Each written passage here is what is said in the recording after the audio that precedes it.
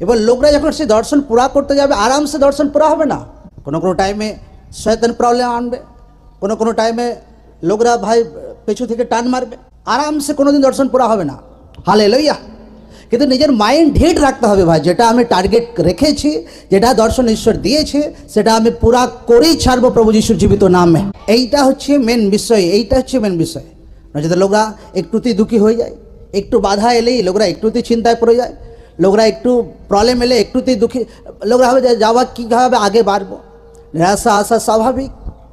কিন্তু লোকরা একটা জিনিস জানো, ঈশ্বর প্রতিজ্ঞা করেছে যে আমি তোমাকে কোনোদিন ত্যাগ করব না আর কোনোদিন ছাড়বো না। ঈশ্বরের বাক্যতে লেখা আছে ধৈর্যের বাইরে কোনোদিন তোমার জীবনে পরীক্ষা আসবে না।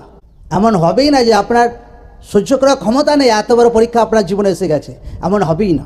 ঈশ্বর আপনার জীবনে, আপনার যত ক্যাপাসিটি আছে তত বড়ই ধৈর্যের মধ্যেই আপনার জীবনে পরীক্ষা আসবে। আমেন।